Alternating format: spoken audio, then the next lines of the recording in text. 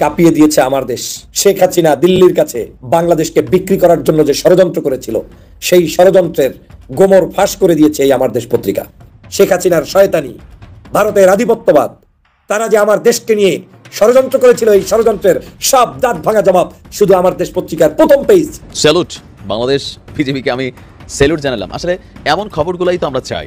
এত heroism, patriotism একটা কাজ করছে যে কোন ভাষায় যে ধন্যবাদ দিবার প্রথমবারের মতন আমার মনে হয় না এর আগেও ঘটছে, কিন্তু দা ওয়ে একটা সিনেমাটিক স্টাইলে একটা হিরোদের টিম যেই কাজটা করে, এরকম কাজ আর বিজেপি সমন্বিতভাবে করছে কিনা আমি জানি না। তাই তো বলি, দাদা বাবুরা কেন তো পাগলামি করে? তাদের মাথার তার কেন ছেঁড়া? সবারই মাথার তার ছেঁড়া। বর্তমানে ইউনূস সরকার পাকিস্তানের সঙ্গে বন্ধুত্বপূর্ণ সম্পর্ক তৈরি করেছে, মানে যাকে বলে গলায় গলায় বন্ধু। এবার বাংলাদেশের সঙ্গে হাত মেলাচ্ছে বদমাশ চীন। সামরিক অস্ত্র দিয়ে বাংলাদেশকে যুদ্ধের জন্য প্রস্তুত করতে প্রথম পদক্ষেপ নিয়ে ফেলেছে শি জিনপিং সরকার। প্রিয় দর্শক, এবার ভারতের মণিপুর রাজ্যে সংঘাত ছড়িয়ে পড়েছে ঘরে ঘরে, খুন হয়েছে অসংখ্য মানুষ। এবার যোদ্ধারা ঘরে ফিরবে না মুক্তি না করে। এবার মণিপুরকে মুক্তি করে আলাদা রাষ্ট্র গঠনের শপথ নিচ্ছে মণিপুরের ফ্রিডম ফাইটাররা। পায়ের রক্ত যদি মাথায় উঠে যায় আর কোনো ঠান্ডা মানুষ যদি খেপা যায়, তাহলে আপনি দেখবেন পরিস্থিতি ভিন্ন রকম হয়। এর সাক্ষী কিন্তু বাংলাদেশ। একটা বাঘ, তাকে আপনি খোঁচাচ্ছেন, আপনি তার লেজ দিয়া খেলছেন, দড়ির মতন গিট্টা দিচ্ছেন, মুখের সামনে এসে হালুম এরকম আওয়াজ করছেন, তারপর তার নাকের মধ্যে আঙ্গুল ঢুকে এরকম নাড়াচাড়া করছেন। তো আসলে পরিণতিটা কি হবে? এই বাঘটার চামড়া এত মোটা, এটা সহজে ঘুম ভাঙানো যায় না। আমিও চেষ্টা করছি ঘুম ভাঙাতে। বাঘটার নাম কি? ডক্টর মোহাম্মদ ইউনূস। বাংলাদেশের জনগণ ও সরকারের কাঙ্ক্ষিত বিজয় আসছে, যেটা গত 54 বছরে সম্ভব হয়নি, সেটা সম্ভব হওয়ার ইঙ্গিত অলরেডি মিলছে। কিছু সুখবর আমরা পাচ্ছি।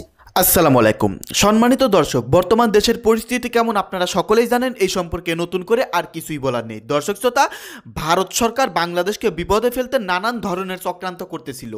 অবশেষে ভারত বাংলাদেশকে বিপদে ফেলতে গিয়ে ভারত সরকার নরেন্দ্র মোদী ক্ষমতা তো হারাচ্ছেনই, নিজেই মহা বিপদে পড়েছেন। দর্শক শ্রোতা, বাংলাদেশের সঙ্গে আরও 3টি ঐতিহাসিক শক্তি অ্যাড হয়ে ভারতকে পরাজিত করতে চলেছে। দর্শক, সেনাপ্রধান ভারতকে পুরো কাঁপিয়ে দিয়েছে। নরেন্দ্র মোদীর ক্ষমতা যখন তখন চলে যেতে পারে। দর্শক, আজকে ভিডিওটি দেখলেই আপনারা সম্পূর্ণ বুঝতে পারবেন। তো বেশি কথা না বাড়িয়ে আমরা ভিডিও ক্লিপে চলে যাই। আপনারা মনোযোগ সহকারে ভিডিওটি সম্পূর্ণ দেখতে থাকুন। আমি স্যালুট জানালাম। আসলে এমন খবরগুলাই তো আমরা চাই। এত হিরোইজম, প্যাট্রিয়টিজম একটা কাজ করছে যে কোন ভাষায় যে ধন্যবাদ দিবার প্রথমবারের মতন আমার মনে হয় না এর আগেও ঘটছে, কিন্তু দা ওয়ে একটা সিনেমাটিক স্টাইলে একটা হিরোদের টিম যেই কাজটা করে, এরকম কাজ আর বিজেপি সমন্বিতভাবে করছে কিনা আমি জানি না। চাঞ্চল্যকর একটা হিরোইজম অভিযান ছিল আমাদের বিজিবি জওয়ানদের। দর্শক, ঘটনার স্পট হচ্ছে ঝিনাইদহ। ঝিনাইদহতে আমরা দেখছি যে ভারতের একটা টিমকে ধাওয়া করে সিনেমাটিক স্টাইলে গুলি করে সেখান থেকে আমাদের নায়িকা বা আমাদের বোনকে উদ্ধার করেছে আমাদের বিজিবি জওয়ানরা। ঝিনাইদহের মহেশপুর সীমান্তে ভারতীয় দুর্বৃত্তদের উপর ফাঁকা গুলি ছেড়ে 2-1 গায়েও নাকি লাগছে। পাচারের শিকার আমাদের এক তরুণীকে বা কিশোরীকে উদ্ধার করেছে বিজেপি। এই সময় আটক করা হয়েছে 3 বাংলাদেশি মানব পাচারকারী দালালকে। তো দালাল সিয়াদায়া, আমরা মনে করি বৈষম্য বিরোধী বাংলাদেশে সংস্কারের মধ্যে একটা প্রধান সংস্কার এটা, যারা আমাদের মা এবং বোনদেরকে ফুসলিয়ে, প্রেমের প্রলোভন দেখিয়ে, মিথ্যে কথা বলে, অভিনয় করে, চাকরির লোভ দেখিয়ে ভারতে পাচার করে, এই নরকিটদের বাংলার জমিনে বেঁচে থাকার কোনো অধিকার নাই। তাদেরকে সীমান্তের মধ্যে কাঁটাতারে লটকায়া বাংলাদেশের সকল টেলিভিশন সেন্টারকে দাওয়াত দিয়া লাইভ স্ট্রিমিংয়ে ধাঁচাধাস কয়েকটা কি হবে, ঠুস ঠুস ঠুস ঠুস সারা বাংলাদেশ দেখবে। যারা ভবিষ্যতে কোনো মায়ের মেয়ের দিকে এরকম নজর দিবে, মারি এই ঘটনাটা মাথায় যেন থাকে। কিন্তু হবে কি, আমরা যারা বাংলাদেশকে এই মুহূর্তে লিড করছেন বিভিন্ন সেক্টরে আপনাদের দৃষ্টি আকর্ষণ করছি, এই দাবিটা তোলেন, এটা জরুরি। আচ্ছা, যাই হোক, তো সন্ধ্যা 7:30টার দিকে আপনার উপজেলার ভারতীয় সীমান্তবর্তী কুমিল্লাপাড়া এলাকায় এই ঘটনাটি ঘটেছে। আর বিষয়টি এক প্রেস বিজ্ঞপ্তির মাধ্যমে নিশ্চিত করেছেন আমাদের বিজিবি। আটককৃত কারা, আপনাদের এলাকার মানুষ, তাদের বিচার এলাকার জনগণ করবেন। আর প্রথম দিনের প্রকাশনাটাই আমার কাছে মনে হচ্ছে সারা বাংলাদেশকে ছাপিয়ে যাবে, বাংলাদেশের মানুষের হৃদয়ের মনোপটে লেখে গিয়েছে। শেখ হাসিনার শয়তানি, ভারতের আধিপত্যবাদ, তারা যে আমার দেশকে নিয়ে ষড়যন্ত্র করেছিল, এই ষড়যন্ত্রের সব দাঁত ভাঙা জবাব শুধু আমার দেশ পত্রিকার প্রথম পেজ দেখলেই আপনি বুঝতে পারবেন। আমার দেশ বলে দিবে বাংলাদেশ যাবে কোন পথে। আমার দেশ বলে দিবে বাংলাদেশ স্বাধীনতা রক্ষায় আপনার আমাদের কি ভূমিকা পালন করা উচিত।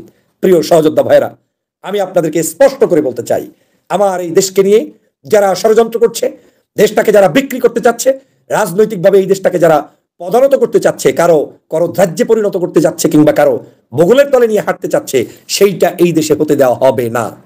এই বাংলাদেশে এই পত্রিকার মাধ্যমে সমগ্র বাংলাদেশের বাস্তব চিত্রটি আমরা ফুটিয়ে তুলব। প্রিয় বন্ধুরা আমার, একদিনই দিল্লিতে আঘাত লাগিয়ে দিয়েছেন মাহমুদুর রহমান। শুধু আজকের রবিবারের পত্রিকা, আজকের রবিবারের এই পত্রিকার যদি প্রথম মলাটটা দেখেন, প্রথম পেজটা আপনি দেখেন, তাহলেই আপনার কাছে মনে হবে যে আগুন ধরিয়ে দিয়েছে মাহমুদুর রহমান। এই যে মাহমুদুর রহমানের প্রথম পেজ আপনাদেরকে দেখিয়ে দিচ্ছি যে মাহমুদুর রহমান কোথায় আগুনটা ধরিয়ে দিলেন। মাহমুদুর রহমান আগুন ধরিয়ে দিয়েছেন ভারতীয় আধিপত্যবাদের বিরুদ্ধে। দেখেন, এই হচ্ছে আজকের আপনার আমার দেশ পত্রিকা। আজকের শিরোনাম হচ্ছে দিল্লিকে ঢাকা অ্যাটাক করতে বলেছিলেন শেখ হাসিনা। তারপরে হচ্ছে সঙ্গে 14 সুটকেস নিয়ে উদ্বিগ্ন ছিলেন। তারপরে হচ্ছে তারেক সিদ্দিকী পালিয়েছেন একই বিমানে। এরপরে হচ্ছে ইতিহাসে তোমরা অমলিন। এই হচ্ছে আজকের আমার দেশের আজকের পত্রিকার শিরোনাম। বর্তমানে ইউনূস সরকার পাকিস্তানের সঙ্গে বন্ধুত্বপূর্ণ সম্পর্ক তৈরি করেছে, মানে যাকে বলে গলায় গলায় বন্ধু। এবার বাংলাদেশের সঙ্গে হাত মেলাচ্ছে বদমাশ চীন। সামরিক অস্ত্র দিয়ে বাংলাদেশকে যুদ্ধের জন্য প্রস্তুত করতে প্রথম পদক্ষেপ নিয়ে ফেলেছে শি জিনপিং সরকার। এবার made in China fighter jet হাতে পেতে চলেছে বাংলাদেশ, আর তাতেই সিঁদুরে মেঘ দেখছে ভারত। হঠাৎ করে কেন এই ফাইটার জেট দিল বাংলাদেশকে? তাহলে কি পিছনে পিছনে ভারতের উপর হামলার ছক কষছে চীন, পাকিস্তান, বাংলাদেশ? যদি তাই হয় তাহলে কিন্তু ঘোর বিপদের মুখে পড়তে চলেছে দিল্লি। বাংলাদেশ তাদের সেনাবাহিনীকে আরও শক্তিশালী করতে চীন থেকে যুদ্ধ বিমান কেনার পরিকল্পনা সেরে ফেলেছে। চীন বাংলাদেশের সঙ্গে অস্ত্র চুক্তি করছে। সম্প্রতি চীনের JF-17 থান্ডার যুদ্ধ বিমান পাবে বাংলাদেশ। তবে শুধু বাংলাদেশকেই নয়, পাকিস্তানের কাছেও এই ফাইটার জেট আছে। চীন উভয় দেশকে উন্নত যুদ্ধ বিমান ও প্রতিরক্ষা ব্যবস্থা দিয়ে সাহায্য করছে। এ ধরনের প্রতিরক্ষা চুক্তির কারণে ভারতের চারপাশে আঞ্চলিক নিরাপত্তার বিষয়টি গুরুতর হয়ে উঠেছে। এবার আপনাদেরকে একটু বলি যে JF-17 এর বৈশিষ্ট্যটা ঠিক কি। JF-17 থান্ডার হলো একটি একক ইঞ্জিন বিশিষ্ট যুদ্ধ বিমান। পাকিস্তানের যুদ্ধ বিমান বাহিনীর ক্ষেত্রে JF-17 থান্ডার মেরুদণ্ড। এটি ভারতের তেজসের মতো light weight multirole fighter jet. এটা একটি মাল্টিরোল ফাইটার। এবার নিশ্চয়ই মনে প্রশ্ন আসছে যে মাল্টিরোল ফাইটার এই জেটের বৈশিষ্ট্য কি? অনেক দূর থেকে হামলা করা যায়, প্রতিপক্ষের যুদ্ধ বিমানকে পিছু করা, প্রতিকূল আকাশ সীমায় ঢুকে বিপক্ষের ঘাঁটি মাটির খুব কাছাকাছি নেমে হামলা করা, এইসব করতে পারে JF-17 বিমান। স্বাভাবিকভাবেই ক্ষিপ্রতা কম, তাই মাঝ আকাশে তেজস সব দিক থেকে টেক্কা দেয় JF-17 থান্ডারকে। পাকিস্তানে এই বিমানের 55% তৈরি হয়, চীন তৈরি করে থাকে বাকি অংশ। তবে তাকে সত্যি সেই উচ্চতায় পৌঁছতে পেরেছে? এই বিষয়ে কিন্তু এখনো প্রশ্ন রয়ে গেছে। পাকিস্তান এবং বাংলাদেশ তাদের সেনাবাহিনীকে শক্তিশালী করতে চীন থেকে যুদ্ধ বিমান কিনছে। চীন ক্রমাগত বাংলাদেশের সঙ্গে অস্ত্র চুক্তি করছে, সামরিক বাহিনী সম্প্রতি বাড়াচ্ছে। চীন উভয় দেশকে উন্নত যুদ্ধ বিমান ও প্রতিরক্ষা ব্যবস্থা দিচ্ছে। এ ধরনের প্রতিরক্ষা চুক্তির কারণে ভারতের চারপাশে আঞ্চলিক নিরাপত্তার বিষয়টি কিন্তু যথেষ্ট গুরুত্বপূর্ণ হয়ে দাঁড়াচ্ছে। প্রিয় দর্শক, এবার ভারতের মণিপুর রাজ্যে সংঘাত ছড়িয়ে পড়েছে ঘরে ঘরে। খুন হয়েছে অসংখ্য মানুষ। এবার যোদ্ধারা ঘরে ফিরবে না মুক্তি না করে। এবার মণিপুরকে মুক্তি করে আলাদা রাষ্ট্র গঠনের শপথ নিচ্ছে মণিপুরের ফ্রিডম ফাইটাররা, যারা এর আগে কিছুদিন মায়ানমারে যুদ্ধ করে সেখানে ট্রেনিং নিয়ে সেখান থেকে অস্ত্র নিয়ে এসে নিজের দেশকে, নিজের রাজ্যকে স্বাধীন করার কাজে নেমে পড়েছে। সেই নরেন্দ্র মোদী আজকে নিজের চিপায় নিজে পড়েছেন মণিপুরে, কারণ তার কাজটা ছিল তার পার্শ্ববর্তী প্রত্যেকটা দেশের সাথে হট্টগোল লাগিয়ে ফায়দা লুটা। আর সেই ফায়দা লুটার সেই নরেন্দ্র মোদীকে এখন কাপুরুষ করে দিচ্ছে তার নিজের দেশ মণিপুরের মুক্তিকামী জনতা। মণিপুরের মুক্তিকামী জনতার কণ্ঠে আপনারা কথা শুনেছেন, বিভিন্ন নিউজ থেকে আপনাদেরকে আপডেট করেছি আমি যে মণিপুরে এই মুহূর্তে কি অবস্থা চলছে। যে কোনো সময় মণিপুর ডিক্লার দিবে স্বাধীন মণিপুর একটি রাষ্ট্র হিসাবে। তাই সেই মণিপুরের সাথে সাথে ভারতের পূর্বাঞ্চলের 7 সিস্টার 7টি রাজ্যই আলাদা হওয়ার ঘোষণার মুখোমুখি অবস্থায় আছে। আর সেই মুখোমুখি অবস্থার কারণে আমরা বাংলাদেশ থাকবো ভালো অবস্থানে, কারণ তারা সেই 7টি রাজ্যের ভিতরে সবকিছু নিয়ন্ত্রণ করতে ব্যবহার করতে চাচ্ছে বাংলাদেশের সব ধরনের রোড ঘাট রেল, সব বাণিজ্য, সবকিছু বিনা ট্যাক্সে বিনা পয়সা বাংলাদেশকে ব্যবহার করেছে 15.5 বছর। আমরা আর দেব না ভারতকে বিনা ট্যাক্সে বিনা পয়সা বাংলাদেশের এক হাত জায়গা। বাংলাদেশের জনগণ ও সরকারের কাঙ্ক্ষিত বিজয় আসছে, যেটা গত 54 বছরে সম্ভব হয়নি, সেটা সম্ভব হওয়ার ইঙ্গিত অলরেডি মিলছে। কিছু সুখবর আমরা পাচ্ছি। নানান সময় আমরা ডেভেলপমেন্ট নিয়ে আলোচনা করেছি, আজকে আরেকটু কার্যকর কিছু খবর আপনারা শুনতে পাবেন। দর্শক, 1971 সালে আমরা ভৌগোলিকভাবে স্বাধীন হলেও কার্যত আমরা স্বাধীন হতে পারিনি। ভারতের কাছে আমরা পরাধীন ছিলাম। আমরা পিন্ডির গোলামি থেকে দিল্লির গোলামির মধ্যে পড়েছিলাম। ভারত আমাদেরকে তাদের প্রতিবেশী রাষ্ট্র কিংবা বন্ধু রাষ্ট্র হিসেবে মূল্যায়ন করতো না। ভারত আমাদেরকে তাদের অধীন বা পরাধীন কোনো ভ্যাসেল স্টেট অথবা তাদের কোনো প্রভিন্সের মতো মূল্যায়ন করতো। আমরা পরাধীন ছিলাম, we were subordinate two Bharat. তো সেই পরিস্থিতি থেকে উত্তরণ শুরু হয়েছে হাসিনা পালানোর পর থেকেই। এমনকি যখন বিএনপি জামাত ক্ষমতা ছিল তখনও কিন্তু ভারতের পরাধীনতা থেকে আমরা এতটা বের হতে পারিনি, যেটা 5 আগস্টের পর আমরা বের হয়েছি। তো ভারত নানানভাবে আমাদের ডিস্টার্ব করেছে বা করছে, আমাদেরকে ইরিটেট করছে, প্রোপাগান্ডা চালাচ্ছে। তা সত্ত্বেও ডক্টর ইউনূস সরকারের অনড় অবস্থান এবং বাংলাদেশের জনগণের ঐক্যের ফলে ভারত লাইনে আসতে শুরু করেছে। তাদের সুর অনেকটা নরম, তারা চুপছে যাচ্ছে, ষড়যন্ত্র তারা বন্ধ করেনি এবং করবেও না। কিন্তু অনেক কিছুই বাংলাদেশ সরকারের চাওয়া অনুযায়ী তারা করতে বাধ্য হচ্ছে বা বাধ্য হবে। এমনকি ভারতের ভিতরেও এই বিষয়ে জোরালো তৎপরতা শুরু হয়েছে। ভারতের ভিতরেও অনেকেই সরকারের সমালোচনা করছে, ভারত সরকারের, যে তোমরা বাংলাদেশের সাথে কি শুরু করছো, এটা তো আমাদের ক্ষতি। অনেকের ব্যবসা বাণিজ্য ধ্বংস হয়ে যাচ্ছে, মেডিকেল ট্যুরিজম, হোটেল ট্যুরিজমের অবস্থা খারাপ, ভিসা দিচ্ছে না। এটা সাময়িক আস্ফালন, কিন্তু ওরা জানে যে বাংলাদেশের লোকজনকে ভিসা না দিলে ওদের 12টা বাজবে। এই জন্য তাদের দেশের ভিতরেও মিশ্র প্রতিক্রিয়া শুরু হয়েছে বাংলাদেশ ইস্যুতে, যার ফলে খবর হচ্ছে যে ভারত বাংলাদেশ বিষয়ে তাদের ফরেন পলিসি কিংবা পররাষ্ট্রনীতি পরিবর্তন করতে পারে। এটাই আমাদের জন্য একটা সুখবর যে ভারত বাধ্য হয়ে বাংলাদেশ ইস্যুতে তাদের পররাষ্ট্রনীতি পরিবর্তন করতে যাচ্ছে।